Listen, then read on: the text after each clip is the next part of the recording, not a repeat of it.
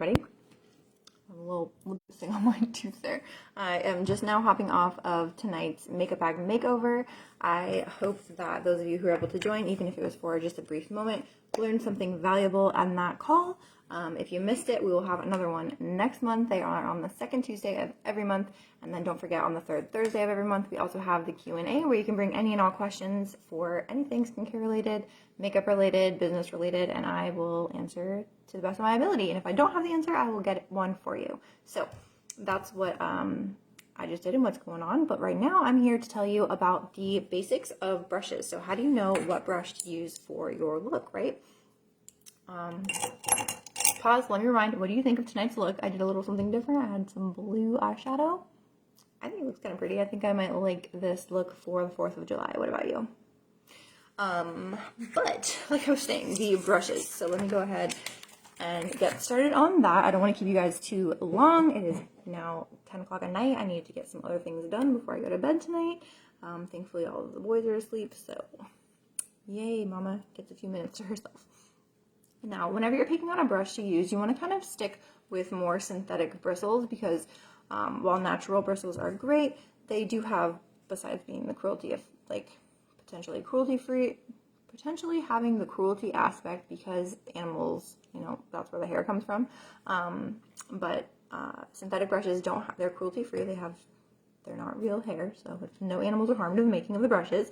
But it holds the integrity. It just holds the, they last longer. That's what I'm trying to say. They last longer.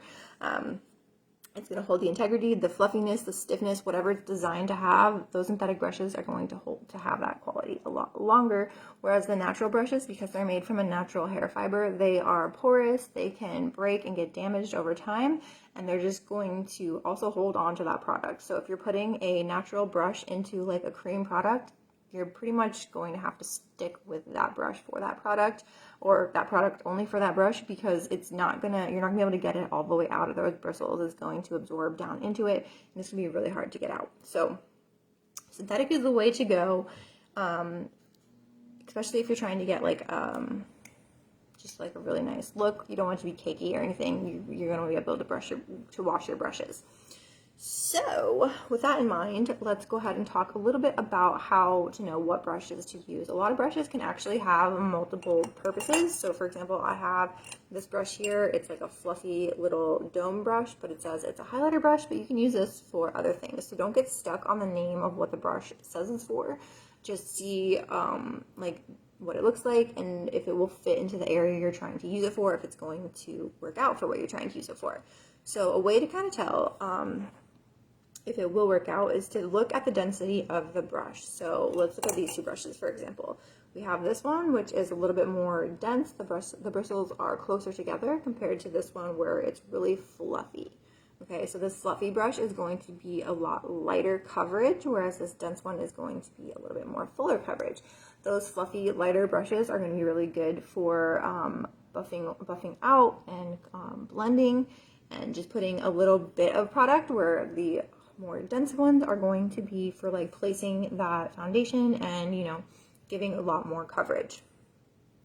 So that's really the biggest way, honestly, to figure out if it's going to work, is does it fit in the space that you're trying to apply the product to, and is it fluffy or is it like dense? Okay, and like I said, the fluffiness is going to carry less product, whereas the dense is going to carry more product.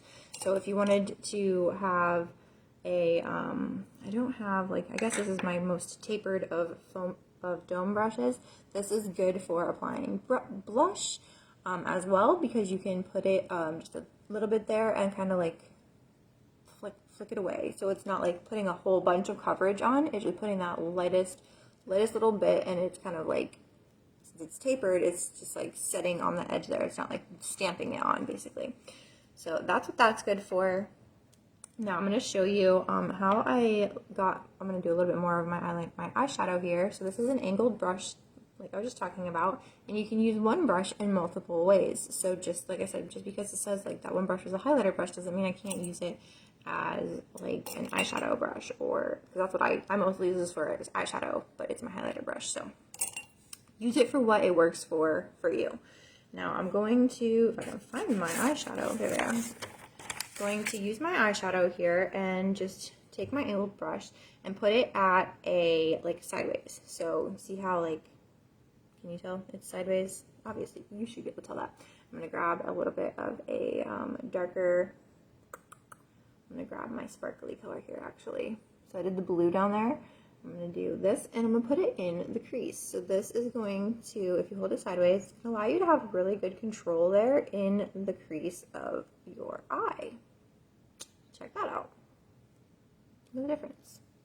So you're holding it sideways, you're just putting it in the crease like that.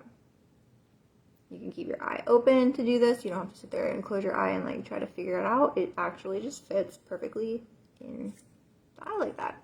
And now if you turn it sideways, you can actually go ahead and go above that and blend it out. Now we're using one brush in two ways to apply our shadow.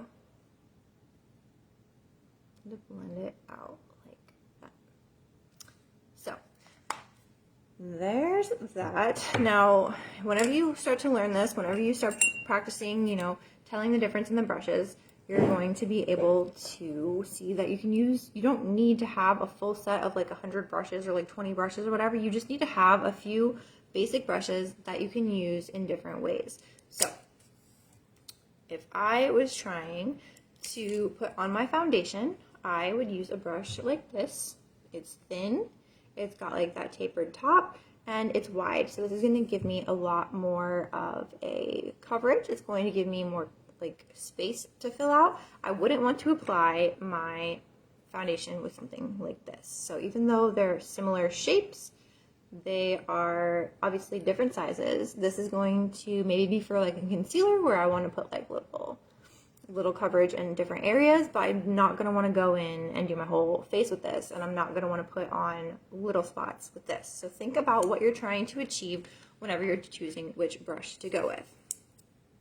Now let's compare these fluffy brushes here. Again, the size is a big difference, it's noticeable, but think about like where you're applying makeup. So if I'm sitting here trying to blend out my eyeshadow, I'm going to want to choose a brush that is smaller to give me more control versus taking out this big thing and rubbing off my whole eyebrow and messing up everything, right? So think about the space you're trying to use, think about what you're trying to achieve. Do you need a lot of coverage or less coverage? And that's going to tell you if you want a dense brush or a fluffy brush, if you want a big brush or a little brush. And I hope that was useful. That's all I got for brushes for tonight. If you have any specific questions, drop them in the comments below. If you need a color match quiz, if you need a color match, go ahead and use the quiz link above. Same thing with skincare. If you could use a new skincare routine, if you have any questions about that, drop questions below. Use the link above for the quiz. Let me know if it's working. Still waiting on someone to try that out. If you want to know how I got this look, be sure to stick around on this page. You know, I show all of my tips and tricks all over the place here. Or hop on next month whenever I do my makeup bag makeover again. So I can also do these makeup bag makeovers as like a party, or like, you know, if you have a couple friends who might be interested in learning how to do their makeup or use whatever they have on hand. That's what the makeup bag makeovers are for. It's not me selling all of my products. It's me showing you how to use what you already have in your makeup bag to achieve a look that you want. So if you have some friends that might want to get together for that, let me know. We can set something up. And you don't have to wait until next month. So I'll be really excited to do that with you. I hope you all have a really good night. I will see you guys on here tomorrow for tomorrow's live. We are doing 10 days of lives this time, so I'm excited. See you then.